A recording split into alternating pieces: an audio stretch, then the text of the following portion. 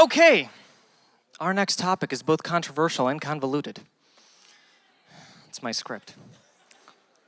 What is the impact of intersectionality? Those that don't know, just Google it real quick. First up is another traveler from afar. This was supposed to happen right after the last panel, so like Claire was from Australia. Anyway, from New Zealand, Michael Rowlands, aka Music Man Mike, is a radical left, cultural Marxist, SJW YouTube personality that enjoys censorship and political violence. I think those last two may have been meant as a joke. I did not write that. Disclaimer. His channel focuses on feminism, social justice, and music, and I'm told that he also plays a mean-ass guitar, and he had a much funnier fun fact than what he told me, but he does have Adventure Time tattoos all over his body, so let's welcome Mike out here.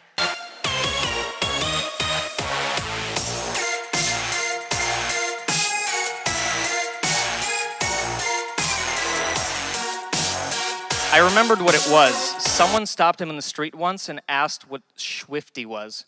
So you're gonna see him out there and read his hat, and it'll be that much funnier. Okay, next up is Chrisiosity, a YouTube vlogger and social political commentator who often examines and critiques organized religion as well as organized atheism. A staunch critic of both this event, MythCon, and the intellectual dark web, Chrissy will lend her insights to argue for the merits of intersectionality as a valuable lens for examining societal problems. And the fact that she's been playing video games since Atari also does not hurt her credibility. Welcome, Chrissy.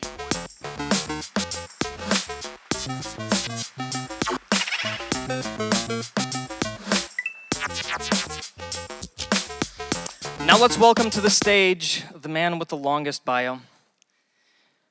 Dr. Clay Rutledge, author, behavioral scientist, consultant, public speaker, professor, I'm sure he's a juggler too, I don't know. The man is a leading expert in existential psychology who has published over 90 scholarly papers, co-edited 2 books, authored 2 books, including the forthcoming Supernatural, not to be confused with the hit TV series. Dr. Rutledge is available as a guest expert if needed at any point in time. Just call him.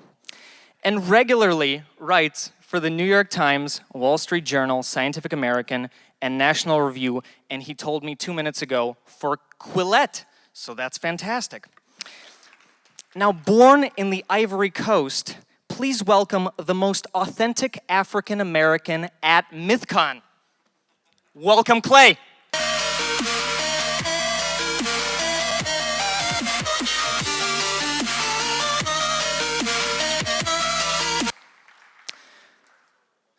Our next guest is Lauren Chen. I hear silence. It's because you're confused. And that's because she's better known as Roaming Millennial. A social political commentator and host of the CRTV show Roaming Millennial Uncensored. Her YouTube career is just over 2 years old, and she already has over 20 million views. Staying busy with appearances on Fox News, Daily Wire, Rebel Media, PragerU, Rubin Report, I'm out of breath. Lauren is most passionate about individual liberty, gender equality, and issues surrounding race, although her true passion might be Leonburgers, since she's an owner and enthusiast. Again, I hear silence, and I had to Google this shit. That's a type of dog. Welcome, Lauren! Kathy Griffin, Roseanne Barr, and most recently, James Gunn. I think a lot of us probably expected the New York Times to follow suit and say something along the lines of, as a journalistic enterprise... And now let's welcome back to the stage the man who's basically lost his voice because he moderates pretty much every single panel, our tireless moderator, David Smalley.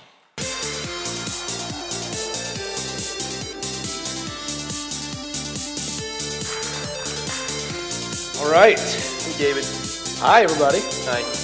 Welcome to another episode of Between Two Ferns. It's gonna be a lot of fun. Are those actually grasses? What's that? The grasses, they're not Yeah, ferns. yeah, between two Grasses. oddly Grasses. shaped Yep. fake plants. Let me move these so I can see you guys. Fake news. Fake news. All right. So let's just start it off, and I'm gonna try to talk as little as possible in this. I think that's kind of my job. And of course, I can't wait to get to the questions, and we'll deal with that when it happens. But I want to start on this side, and let's just start with definitions. Let's get to the most basic idea of what is intersectionality. Mike, I'll start with you. Well, my understanding of intersectionality is just how different aspects of a person's identity intersect and how that affects your life. Okay. Chris has probably got a much more better definition, but that's how I understand it. Well, I She's got didn't a realize book. we were going to start with the definition. And I just want to make sure we're on the give- same page. If you want, I can jump over here and then come back to you. Yeah, that's You want to fine. do that? Okay, we can go ahead and go here. Yeah, I mean, I think I pretty much agree with Michael. When we talk about intersectionality, we're usually talking about, I think, mainly immutable characteristics, things like race, religion, orientation, gender, and how they affect your life, the way that you interact with the world, and the way that the world, kind of vice versa, interacts with you. Awesome. Do me a favor, pull your mic really high up. I knew I was going and to then screw this they'll- up. It's that too way much they won't have pressure. to turn it up so loud. No, it's Just super put it in high. your It's way ear. high up on your collar. Yeah. Yeah, that'll help the sound guy out. Okay, Clay, what about you? You want to go ahead and give it a definition? Yeah, no, I think that's a pretty functional definition. I guess what I would add is that a lot of the emphasis is on the categories already mentioned, but also with particular outcomes, I believe, related to terms like privilege and power. Okay. Now, I think there are people that certainly focus on other outcomes as well, but that's usually the context in which you hear it in academia, at least. Okay, very cool. Now, on this panel, I don't really want you guys to necessarily wait for me to ask a question for you to talk. I think they would much enjoy you guys talking back and forth. I'm very good at talking. Yes. Yeah, good. Really what I want to do is just make sure no one dominates all of the time. So if that happens or we get off topic, I'll chime in, but I really want you guys to drive the conversation. So I want to start with, do you want to do the definition now? I think that it's fairly good. It's a framework and a practice, both. It's a way of looking at different social problems as well as a way of thinking about how to address those social problems. And it kind of came out of, out of second wave feminism, being, at the risk of sounding like an SJW, but it was very focused on white women, the second wave of feminism, which was great. You know, we made a lot of progress with first and second wave feminism, but the reason third wave feminism came about was because of trying to bring the voices of trans women and black women and gay women and things like that into the movement who had previously been kind of left out of that conversation. Okay, so talk for a minute about why it's an important application. Why is intersectionality important to apply to like the secular movement, to mythicism, and all these other different things that we talk about? Why is intersectionality so important? Well, I would go back to when Kimberl Crenshaw first came up with the term, because intersectionality has been something that people have done. When I was working with people who had cognitive disabilities, if somebody came forward who also was gay or had a background where they didn't speak English well, you just sort of ad hoc rolled with it. It wasn't something you thought about. It wasn't something that you just went, oh, okay, I can figure this out on the fly. So this was a way of sort of looking at it, stepping back and saying, okay, so we have people who have maybe one disadvantage or one subordinated role in society, somebody who has a cognitive disability, and now we have to add this other piece and see how those two things intersect, how they come together. So Kimberl Crenshaw was a lawyer, and she was talking about, she was a black woman, and she was talking about lawsuits. That was one of the first things that she came up with, and she says, these discrimination suits come forward, and for one thing, she talked about a discrimination suit that had to do with black women specifically in a big car company. So this car company, it would hire white women as like secretaries or whatnot, and it would hire black men to be on the floor. But black women were just screwed. They didn't have a place because they lived at the intersection. So when she came forward and they came and tried to bring this suit and said, look, you can't just not hire us because we're black women. They said, well, they hire women, so they can't be sexist. And they hire black men, so they can't be racist. So you have no case. And we might all sit here and think, that makes no fucking sense, right? But the legal system didn't have a framework. So when we talk about how intersectionality impacts, it impacts in so many ways. It impacts on the legal system, it impacts on people in social work, it impacts on people in human services.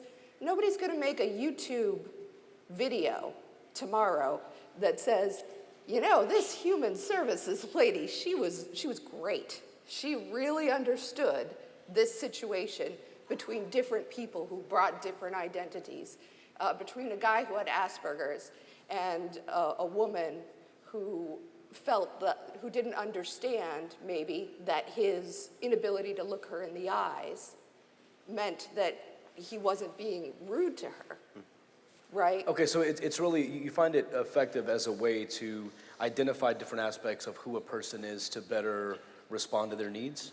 Exactly. Okay. And it's not just to respond to their needs, but one of the main parts of intersectionality is to say, these people have their own strength and their own voice that can come up from their identity or from their culture or from, they know what they need. Okay. They can tell you what they need, and you don't have to tell them what they need. Okay, gotcha. So on this side, that obviously sounds like a pretty reasonable start to something called intersectionality. What has the impact been, and how do you two see it differently? Yeah, so I come at things from more of an empirical, perspective as a researcher, and so I'm in the field of social psychology, and you don't really see the term used a lot in quantitative research, even though, as was articulated, we're essentially doing that. We use terms like interactions to talk about statistics, for instance, right? We might say, well, there's a whole host of variables that predict or cause certain outcomes in life or contribute to certain outcomes. And, for decades, psychologists have been studying those and saying, well, sometimes they're going to interact with one another. Sometimes they're not, sometimes they are. And we can create statistical models to try to understand what are the particular characteristics that may lead to good or bad outcomes, right? And so that's all fine. But at least in academia, and I think this has kind of gone into the activist area too, the focus has been kind of stuck on largely three variables: race, gender, and sexual orientation. Not to say those aren't important variables, but there's a whole bunch of variables that behavioral geneticists, quantitative sociologists, neuroscientists, evolutionary biologists, evolutionary psychologists, economists, there's a whole bunch of other variables related to the circuitry going on in your brain, things like whether you grew up in a home with two parents, whether your parents are married, what city you live in, what neighborhood you live in. So you're saying that it still ignores a lot of things that make up who a person is? Yeah, in theory, you could say it shouldn't, as articulated. Like you could say, well, all these are potential intersections, right? Okay. But for the most part, it has ignored those things. In empirical world, we say, well, we pit different models against each other, and we try to be agnostic to the variables, right? What variable predicts what? A lot of times in the kind of activist scholarship sort of intersectionality world, there's an effort to force the models to fit these variables as opposed to just being agnostic and letting the data reveal what the data reveal, if that makes sense. I actually think for the most part, when we, described intersectionality at its basis form, the impact has been, I think, pretty overall beneficial, right? If we talk about just the idea that different characteristics that people share will shape their experiences, their lives, that's absolutely true, right? And I think the idea that we can become more, outward looking and trying to understand people's different experiences, that's not a bad thing. And, as someone who does research and who talks about different things like a socioeconomic issues, the idea that people of different races, genders, immigrant versus non-immigrants, these things have a statistically significant impact on a lot of different measures, right? We break down like household income, high school graduation rates, like these things are all correlated with different characteristics, right? So it makes sense to talk about it. It also makes sense to acknowledge that yes, specific communities have specific problems, right? If we're talking about the idea that there's this African American identity characteristic, that leads itself to examining specific issues. And I don't think there's anything wrong with specificity when we're talking about, suicide in the transgender community and, how that might intersect with, fatherlessness in the Black community, right? So I don't have a problem with intersectionality at its core, but where I'm a little bit more critical of its effect on society is that, like Dr. Weller's saying, it often comes with the assumption of power politics, right?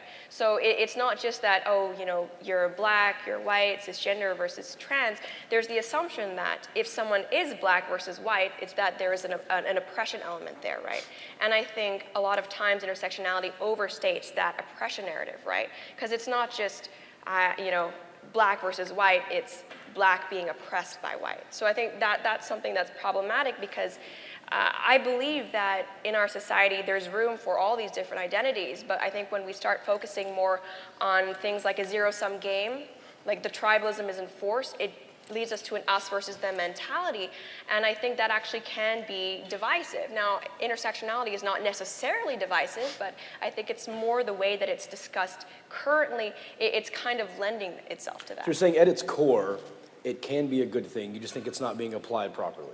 Right, and I don't have a problem with, so as social scientists, like, Dr. Roller is saying, we kind of do that just by default. We often break down demographics and things like that where we're discussing issues. It does help if you're talking about policy to be specific about how different communities are affected. Right. Nothing wrong with that, nothing wrong with specificity.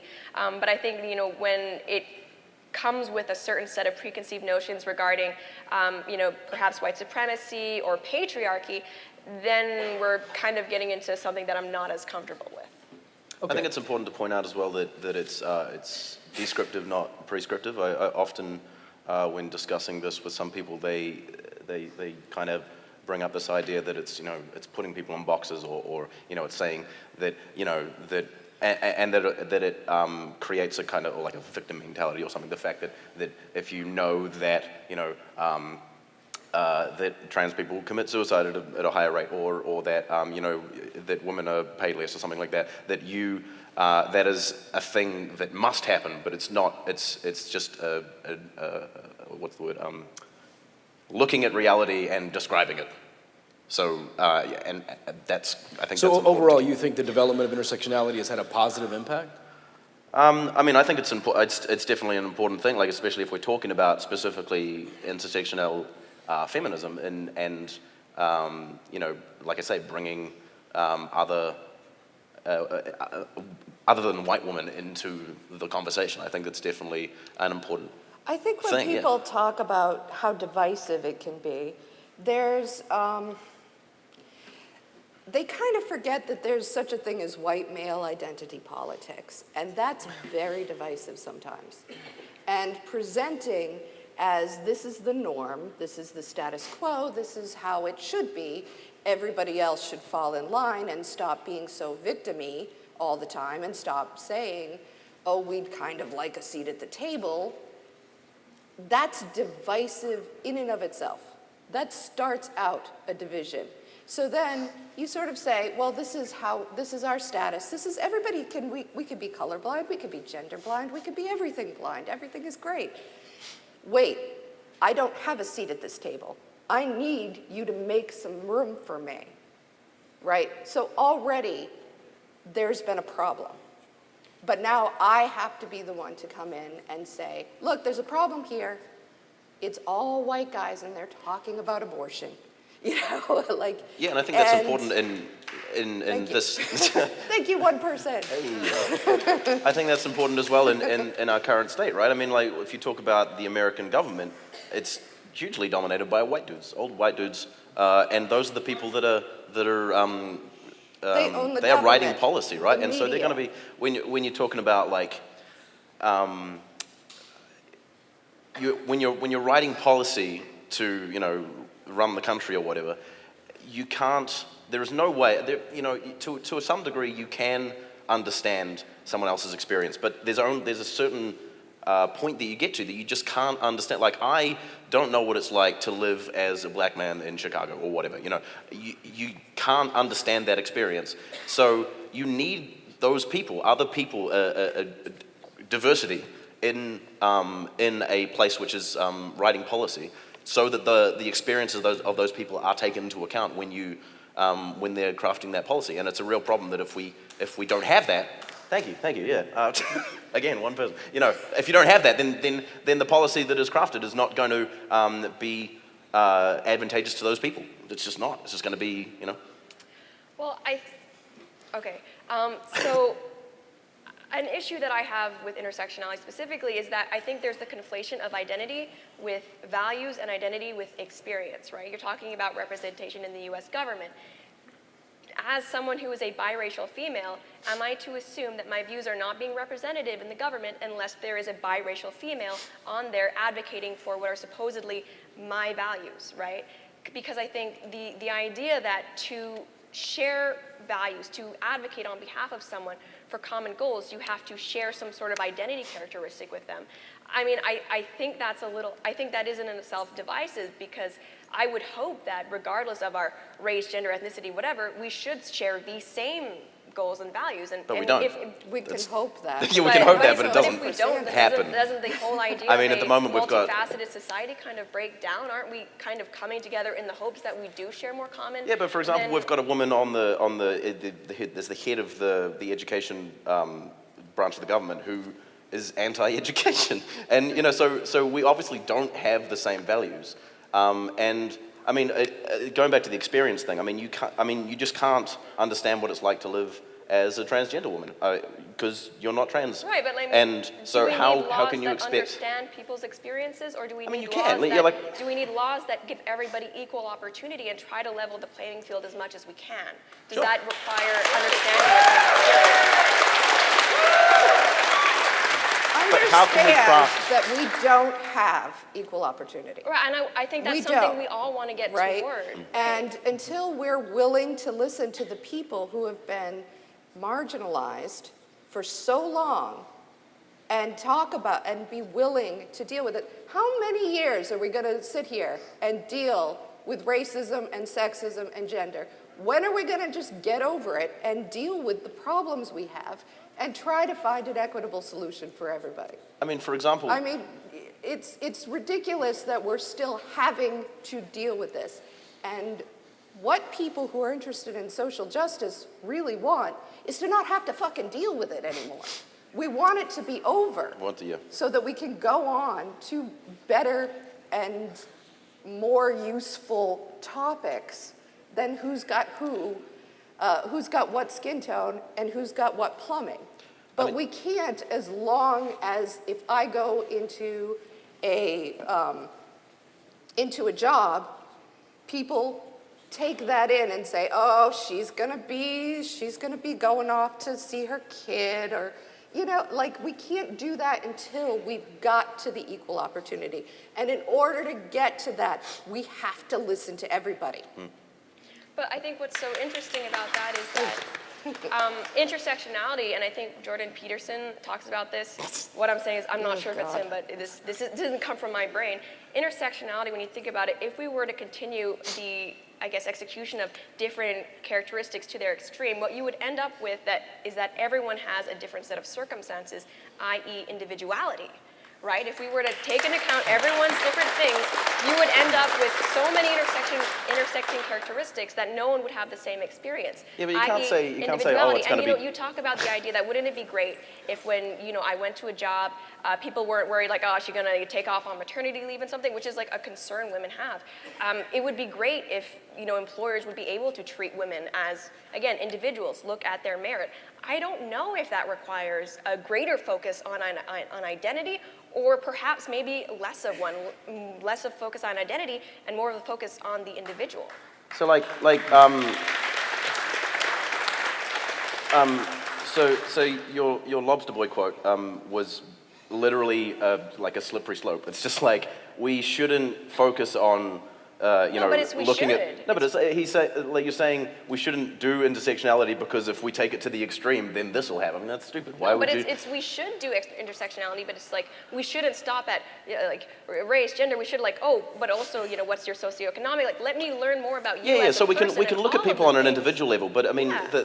the way that we generally look, I mean that's how we recognize trends and things is by looking at a larger picture. So we're looking on a population basis how different aspects of a person's identity affect them, and we can look at those statistics, and then again we can, because the important thing is crafting policy. That is the important thing. We can sit here and jack off about it all day long. So some would say that looking at someone and going, well, I know your sexual identity and your race, so here's what we think you need is collectivizing. But, I mean, we kind of do that already, right? I mean, well, and I'm saying, but that the argument against this is that that's actually against individualism, so that they want to increase individualism by focusing on the individual, not so much. Can I make an just example? Assuming. So, Yeah. like for example, I was going to bring this up before. For example, at the moment, it is still legal in various states in the United States to fire someone for being trans, right? If there were more trans people in government, that would change. It just would, because there are people who they would obviously care about that issue, so that issue would change. And you're talking, if you're talking about an individual person, someone, sure, there might be a boss that you have that looks at you and goes, okay, you're trans, I'm going to pay you less or something. I don't know. That can happen, but I mean, we need to look at it more as on a population basis. And in this population, you can be fired for being trans. And so, if we have that representation in the government, they can change and craft policy that fixes that. I understand. Is intersectionality a threat to individualism? No, because most people who are reasonable can look at different things at once, right? When I worked in human services or when I worked in the medical field, people, of course, in order to find best practices, look at the demographics. They look at, okay, for instance, black people have a higher incidence of heart disease. We need to know that, and we need to understand the reasons why. We need to understand the reasons that black babies die in the first year so much more. In Milwaukee, that's a huge problem. Infant mortality among the black community is a huge problem, and they have taken away, they've tried all different kinds of interventions. They've tried the prenatal care, but no matter what you do, no matter what you control for, there's still a problem. And they are coming to, it's the incredible stress of the racism and sexism. It's not, you can laugh at that. Ha ha ha, racism, it's so funny. You can say that. Yes, I said Hey blacks, guys, that's racist. Hey, we're not gonna turn this into last year. We're not gonna have a screaming fight with the crowd. Can I please speak to that? All right. I don't know what it's like to live under the stress of people who are racist and sexist against you for your whole life, okay? So, but it is stressful. We know, there was just recently a study that came out that even people who work within the black community who are white, who bring them, who teach them and work with them, have a lot of racist beliefs. Hey man, I think this white dude in the audience knows what it's like, all right? There are studies of how doctors have racist ideas that impact on the health of people.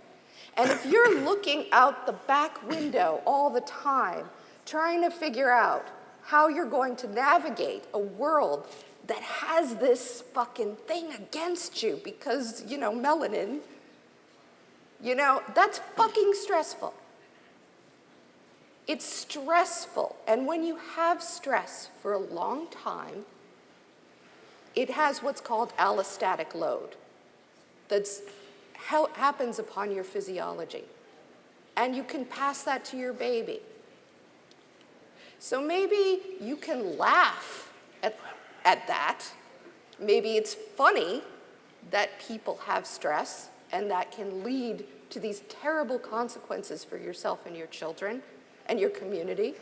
Maybe that's a fucking Yeah, pie in the sky of just joyous bliss for you, but it isn't for everybody.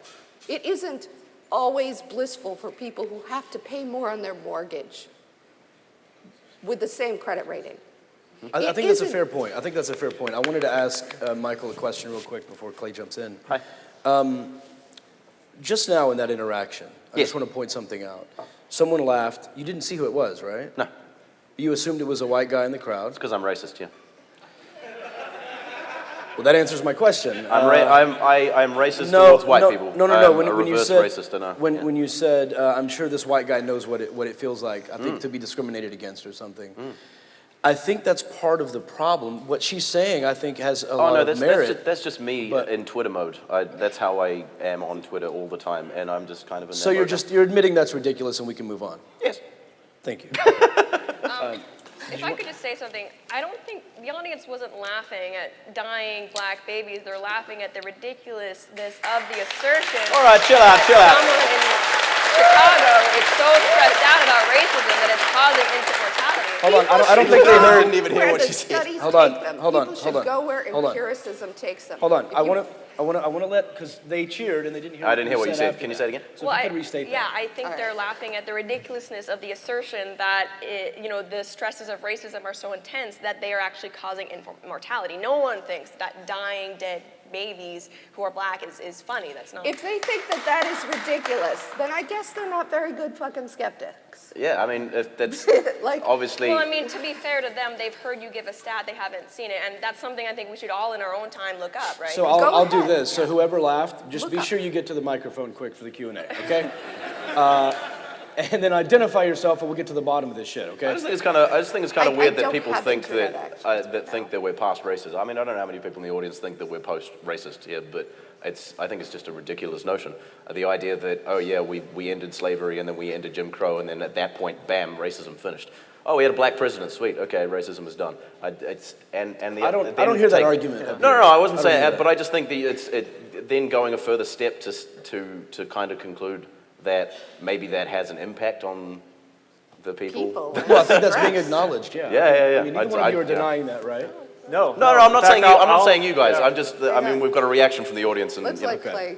I'd be happy to chime in on Sorry, it. I mean, Clay. from what I understand in national surveys, it's actually a fairly small percentage of African Americans who report that, racism is one of their main problems or one of their main concerns. I mean, I think one of the things that's often lost in this, and I don't think anyone's doing this on purpose, is poor white people and poor black people actually have a lot of common ground in terms of the variables that harm them and make their life difficult.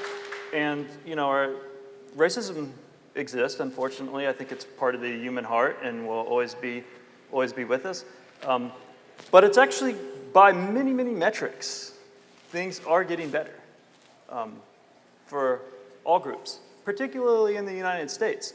And it's interesting because people who don't travel around the world a lot maybe don't realize how prejudiced much of the world outside of the West South Africa, man. is.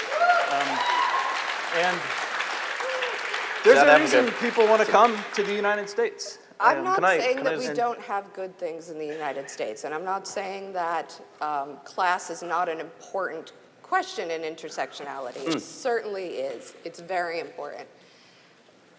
But I don't think we need to say, well, look, there's some racist people overseas, so fuck off. Yeah. That's We're not what I good. was saying. Who said that? Can I All just right, say? so I mean, if somebody said that, I'll deal with it, I promise. No, That would be no, absurd. He, All right, I mean, let me- but I'll you did say apologize. you did Let say me that apologize if people who don't travel, they don't realize how the prejudice that happens overseas and things like that.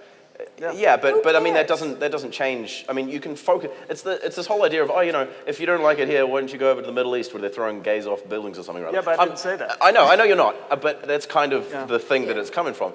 No, it's not coming from that. No, but that's the idea. You said that You have there's an prejudice. interesting perspective, and you're telling everyone how they can't possibly get in everyone else's heads, but you're sure doing a good you job said of that- telling other people what they're thinking. You just said. You said there's prejudice overseas, yeah. Yeah. And So what was the point of that then? We can focus on. My point was to say there's positive things to focus on too, that course the there is. progress we're making, and the reason that's important isn't to ignore the problems that we still have. I mean, I'm a social psychologist. I teach on these issues. I study at a pretty sophisticated level motivation, prejudice, discrimination. These are issues I'm well versed in and I care about. I sit in my room and make stupid jokes on the internet, but yeah, it's cool. But I'm with you. yeah. Anyway, the point being, so no one's dismissing prejudice. My point is, when you look at progress, when you look at things that we've done right, that provides you with a recipe or ingredients for how to keep things getting better. Sure, but I mean, there's still problems that need to be solved, right? But of course there are problems, and we need real solutions. I agree. Your Mike, thing about. hold on just a second. She's been trying to get in. Sorry, yeah, go for it. Go ahead. I wanted to apologize if I strawmanned you and took you out of context, so. That's very sweet of you. So I'm an sorry SJW, so about that's what I that. do. It wasn't my intention. Like him, I think I'm a little, I've had sort of the extreme version of your argument thrown at me so many times that it starts to just be like, oh, that's the tune that they're playing now. So, but I apologize, that's not what you were saying. So, Can I just speak to the class race? Mike, hold on. She had more. She's still talking. Sorry. Yeah. I can't see her face, so I wasn't sure. sorry. Sorry, Chris. I do think that as much as the progress that we can look at has happened, it's very complicated if you're going to say, where did this come from? But I think that intersectionality is very much in the way of where we have been going, from civil rights, from feminism. This is what has brought us to this place. And you should remember, this didn't come from white people. White people didn't fucking come up with intersectionality. Black women did. We're sitting here talking about the intellectual achievements of Black and LGBT and trans people fighting for their own rights. That's what we're talking about here. And I think it's really, I would be remiss if we didn't talk about, here we are, we're having this conversation, it's very nice. It was, our MythCon people tried to bring in more people of color, but many of them didn't want to come, and there's a fucking reason for it. Because we have made an environment that is hostile. And if we make a hostile environment, a lot of people say, you know what? It's gone. I don't know, does anybody know who Sincere Carabo is? Probably not here. Yeah, I do. But he left the secular humanist world after years saying, I'm so fucking done. So many people that I know, so many trans women, so many gay women, so many Black people have just left the secular community saying, fuck this noise. So Fuck I want to these people. I want to who ask won't you listen to. me. I want to ask you to because I think it's pretty obvious. I don't want to assume everyone's ethnicity. I know you mentioned you're biracial. For an intersectional panel, it's pretty damn wide up here, right? Yes. And I get that, and I think that people may be thinking that. And early on in the organization, the organizers sort of reached out and said, do you know anybody that would do it? Do you know anybody? I had a few people I reached out to, and what I kept getting back was something I'd never thought of before, and since they're not here to answer, I want to ask you. I described the panel as unbiasedly as I could. I said, I'm going to be the moderator. I want you to talk about the impact of intersectionality, and I think at that time it had something to do with academia. And the response I got back was, don't think for one second that I'm going to come on that stage and defend my humanity. Yes. And I didn't understand that. I thought, well, we're talking about intersectionality and the impact that that's had. I wasn't asking you to defend yourself for being a human. Can you shed some light onto why that was the response? Do you want to take this? Or should I? No, you go for it. I've got some. I'll go add something on afterwards. A lot of people who have spent a lot of time just trying to talk about why they come to these problems that they come to.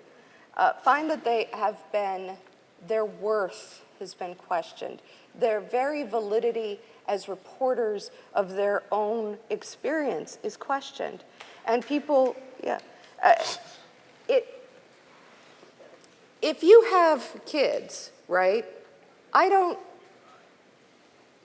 or if you don't have kids, that's a different experience, a different lifestyle, a different life experience.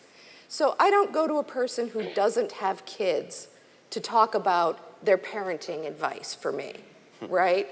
Because it's a whole different story. It's not that I'm so racist, I think white people can't understand black people. I just think that black people are the people who should be asked. No, I'm on board with that, but if we were to have a panel about the differences of adult lives, having children and not having children, and we invited people on the panel that had kids and didn't have kids, and then the people who had kids said, I'm not going to defend my humanity, I would be just as confused. I don't understand what that means. I think it's, I mean, I don't know, like, you know, obviously I don't know the person or the context or whatever, but I suppose what I would say is defending, you know, a important part of your identity and why that should be valid in a community, why your voice should be heard. There's a presumption. Oh, geez. And I don't mean anything rude. Oh, dear. There's a presumption that there's a certain... I'm having an effect. Yes, I am single. You can all sit down now. That there's a certain... there may be a little bit of a bias in this crowd, and that people might have to be faced with questions about their very humanity and worth, and how people feel about them. Dimitri, so I had one more it may thing. not... All right, I mean, you're cutting into Q&A time. Yeah, I don't know. I understand. But I think that a lot of people, and maybe there's someone that's going to ask this question, but I think when a lot of people think about intersectionality, especially a lot of people in this crowd, may be thinking about a time they were told to shut up or pushed out of a conversation because they didn't have enough intersections to have an opinion on something. I think...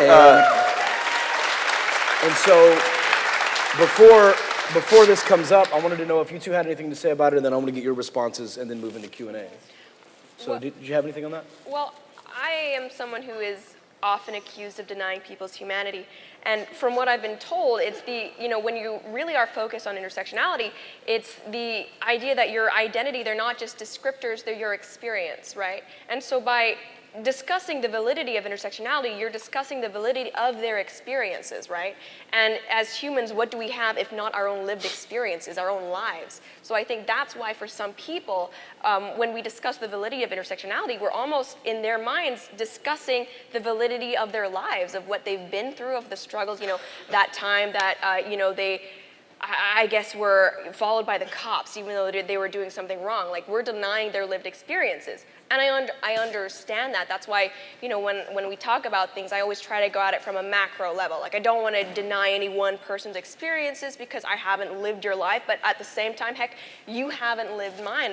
And I think right now, when we talk about things on a policy level, we are too focused on how individuals have experienced certain things, that we're not trying to get things to a point where we're looking at an egalitarian standpoint, like how do we make sure everyone has the most equality? It's how do we cater to each individual group's experiences they've said they've had. Can I ask you a question, because I feel very confused, all right? Because sometimes you talk about macro level and egalitarian and everybody being in this big happy pot of wonderfulness. And then sometimes you say that people are denying individualism and denying individual experience. I wonder if you can explain, it seems to me very confusing. Are you an individualist? Are you a collectivist? What are you trying to say? I would describe myself as a rationalist, right? It's like what that means is that when we're coming from a policy standpoint, I think it's, I guess, foolhardy to try and make policy based off of individual experiences. We can't legislate an individual person's life better. Yeah, but right? I was saying about looking at statistics, right? Right, if we look right. at statistics, But that's like looking at statistics. That's fine. That doesn't make you less of an individualist. But like when we're talking about something like intersectionality, right? it's often done to the individual, right? I see people describe themselves as an intersectional feminist and they list all of their labels, right? And when I've tried to talk to certain individual feminists, I'm dismissed because I don't have the right labels. To me, that is dismissing someone and that's being anti-individualist, right? And when I talk about, not wanting to deny someone's own experiences, yeah, that's individualism. But when we talk about things from a macro policy level, then, if we're talking about government, we do need to look at the bigger picture. And there are individualist policies that would affect all groups equally and that aim for that equal outcome, right? And I don't think that's collectivism. I think that's just trying to get everybody, where they're affected by the same laws in the same way, the same policies. They have if it's something like government care for, education, that they have the same access to that. It's like double Dutch, but I think this is the perfect moment to cut roaming off. So, questions? Okay, I run a page called Transcend Liberalism, and it's kind of a play on me because I am transgender. And I'm just very curious, how does intersectionalism know what's best for me? Because it seems like with intersectional values and everything, it likes to perpetuate victimhood culture. And it likes to tell people, like he brought up for a minute, that trans people can be fired for being trans, which is actually a misconception because that actually falls under the gender discrimination. But because transgender isn't written in the laws, the victimhood culture likes to perpetuate the idea that, well, you're not covered. So how does intersectionalism know what's best for me? Because to me, the individual is the smallest minority that there is.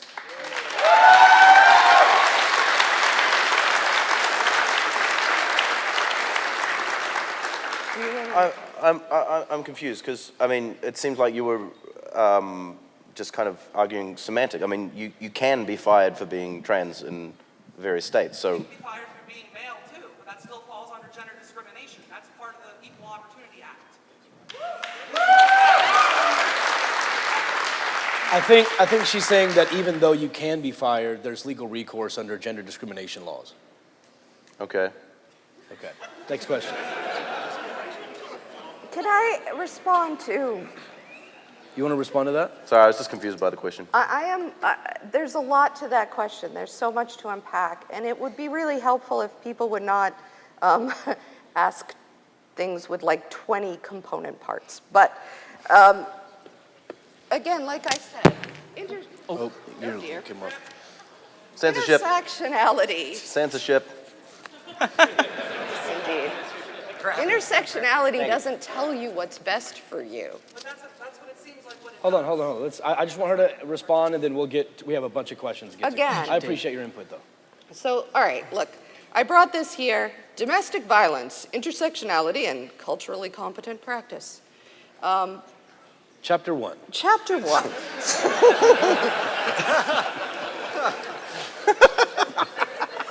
This is a book, if people would like to go to Amazon and purchase it, that is... Are you getting commission? No, but I should. Yeah.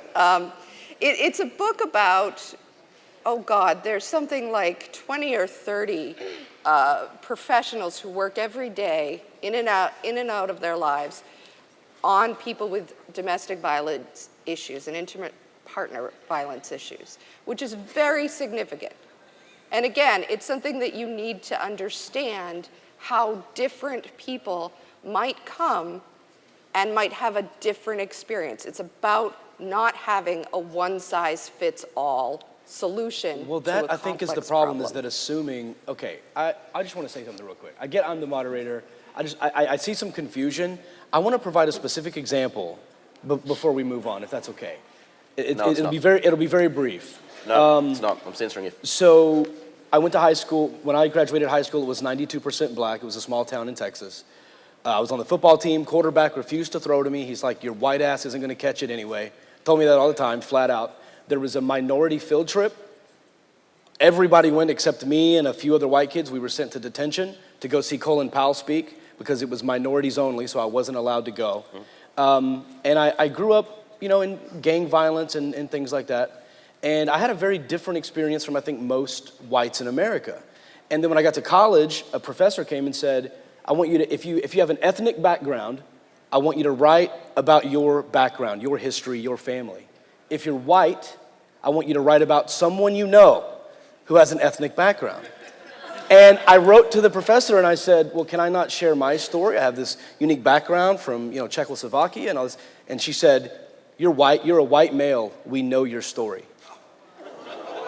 And that, I know. And that was the first time this ever hit me, and I thought, but you don't. My story as an individual is very important to me, and I was prevented from sharing because of the color of my skin. So, as to what you were saying, I think that's just an example for why people hear intersectionality and have a bad taste in their mouth. So I want to let you address that. Again, I think it's to do, like, I mean, I'm always looking at it from, like Roman was saying, on a macro level. I mean, you can, I mean, that to me seems a bad way of going about stuff. I wouldn't I don't, as an intersectional feminist, I don't treat people like that on a what, I mean. So you would say that's a misapplication of intersectionality? I mean, the professor saying to you, I mean, it's complicated. The thing, can I talk or can I?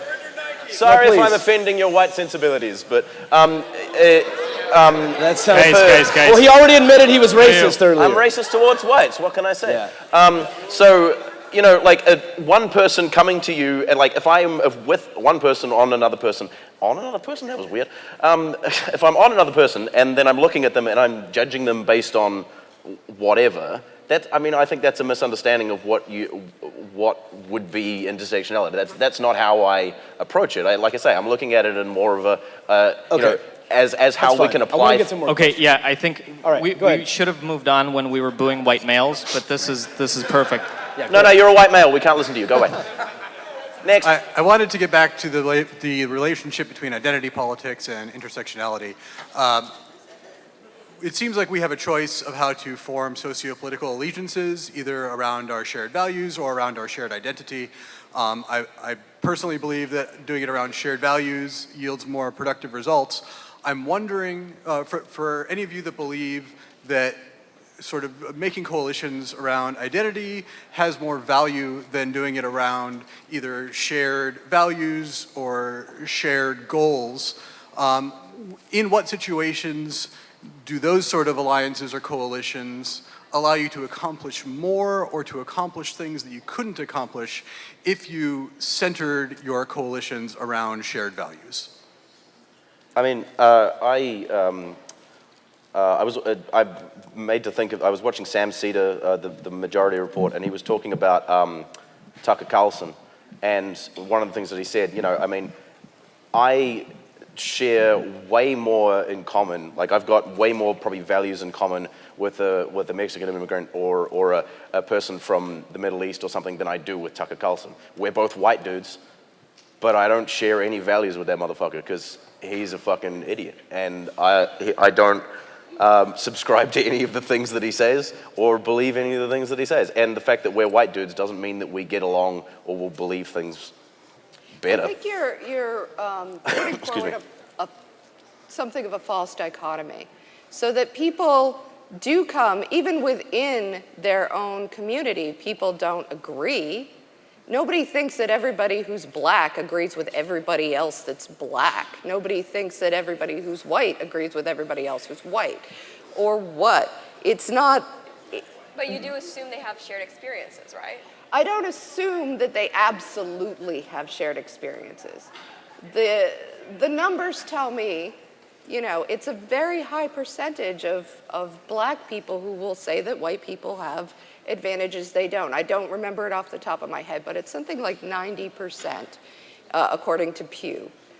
That's a very high percent, and that represents a real problem in a democratic country like ours. Okay, so here's what I want to do. I want to get to as many of these folks as possible. So if you guys will promise to keep your questions short and concise, and the panel will also keep our answers short and concise, yes. I think we can get a lot more information out in the next few minutes. Let's go. Right. Awesome. Lightning All round. I know that intersectionalism relies a lot on personal experience, and nobody's really denying that personal experience is important. However, we do know that anecdotal evidence does have flaws. For example, you brought up the experience of being a parent. Do I know what it's like to be a parent? No, not necessarily, but I don't need to be a parent to tell someone that not vaccinating their kid and beating them is wrong. So, I'm wondering sort of, the point is that we may have a gut reaction to our own experiences, and that's valid, but it doesn't necessarily reflect the absolute truth of the situation. It might, but not necessarily. So I guess my question is, how do you differentiate between a genuine grievance that somebody has with society, where what they're experiencing actually does kind of reflect what's happening to them, versus one of the many things that could go wrong with personal experience, like confirmation bias or Let me paranoia? ask you a question. Who here doubted his story? Who here, as a skeptic, said, I don't think that he gave an accurate representation of what that professor told him that time? Who? Who? Come on, hands, somebody? He's bald, don't trust him. That was his lived experience. And everybody went, okay. Yeah. Why would he lie? Why would he lie about it? Exactly. No, the thing is that he wasn't assigning motive to her actions, right? And I feel like when people talk about their lived experience of discrimination, a lot of the times no one's denying that, like, in the black community there's a poverty issue and that there's a crime issue. But, you know, when someone says, you know, the cops, etc., and it was racism, they're not just describing their lived experiences, they're actually going so far as to assign motive to someone who is not them, right? And I think that's where, like, I'm not denying your lived experience, maybe that happened, I don't know if it was racism. That's not my experience, and that's not the experience of a lot of people. I've been told by multiple people that in talking about sexual assault that I'm a liar. Or that I'm attempting to come forward and be a victim and to play off my victimhood. I'm telling you something that happened. It just happened. I wasn't necessarily saying, sorry to interrupt, but I wasn't necessarily saying that, like, someone is lying, but for example, like, maybe their perception of the situation isn't. What about the perception of his situation? He might be incorrect, but Do you think, I mean, people don't remember things well, we know that. Yeah. He may have misunderstood what she was trying to tell him. Yeah. This seems like an add-on don't question. necessarily. Sorry. There are people that are more likely to be believed. Well, I think And that's a back to your problem. question, the idea, how do we differentiate between individual experience versus a macro level issue? Well, you know, no one's denying that racism exists, but there's a big difference between was this racism that happened to you versus is it a sign of systemic racism that therefore requires legislative action, right? And when we're talking about things on a systemic level, then I'm sorry, like, we can't just take individual instances. We then do have to look at But you things can take an aggregate. Yeah, like an aggregate would be good, and, like, you know, a lot of someone might say, you know, as a black man, I was harassed by a cop, you know, because of my skin color. In that point, like, we, you know, investigate the individual police officer, do whatever's right on that instance. But if we want to go any further than that, if we want to start saying that the police are institutionally racist, then we need to start looking at stats that are larger. And we see from stats that in confrontations, white men are actually more likely to be shot than black men. And so, like, Black men are disproportionately more likely to be shot than It's white people. about the number of people in We the definitely percentage Absolutely of not society. There's no way we can yeah, unpack that. that's guys. like its own thing. But yeah, I think it's balancing facts what don't the care about action your should feelings, be. bro. That's how we I want to stop this for a second. Guys, there's a lot of talking going on out there, and I know we seem far away to you, but we can hear you. So it's very distracting. So This keep the is not talk. an interactive experience. So keep the talking down or step outside because we're trying to finish this up, please. I think to answer the woman's question briefly, I think that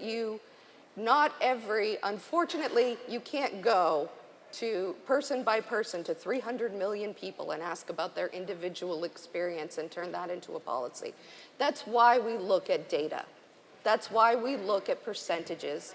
That's why we ask these questions and try to work out things that will help as many people as possible. Yeah, and it's not going to be perfect, Okay, right? no, But that's fine. Okay, we have time for one more question and a very concise, amazing answer. Jesus, no pressure. Okay, I have a question for Lauren. I've been part of the skeptic community. I've been paying attention to a lot of YouTubers in the skeptic community for quite a while, and I see a lot of intersectional problems. I mean, I see it garners one clap, so it's clearly not solving anything. I would say, especially in skeptics, there's a lot of problems. There's a lot of dwelling in the past What are we going to do if intersectionality is not going to work, and if SJWs are not, doing the right thing? What will we do instead to replace that, I guess? Well, I think the issue of equality is not necessarily something that needs to take into every different identity or gender or religion or orientation that could possibly exist. The issue of equality comes from equal opportunity. Do I need to know your lived experience to treat you like an individual and give you the same opportunities I'm giving this other person? I don't think so, right? And I think if we start to get into it where I need to understand everything about you and your identities intersect, so I can be able to give you a fair shot, I don't think that's accurate and I don't think that's realistic. So I think if we really want to progress equality and progress society, then it's going to have to start with us, I guess, examining the way we behave. And, I'll talk about, subconscious bias and stuff and trying to make sure that we're conducting ourselves in a way that is equal to how we treat everybody. And, from a societal level, trying to make sure that, if there are perhaps institutional barriers that affect certain groups more than others, we need to look at why that's happening. Is it happening because of a discrepancy of interests or abilities, or is there actual discrimination going on? And I'm okay with having that discussion. Yeah, no, that's cool, and I want to thank you both for being here and doing this. But I think it's no joke to anybody that how difficult it is for you two to be here. So I really appreciate you coming on and doing this.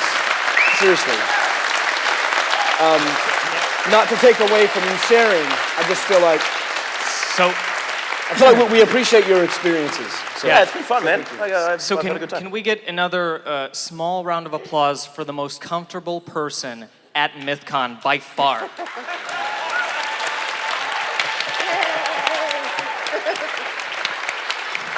That was good. Cheers.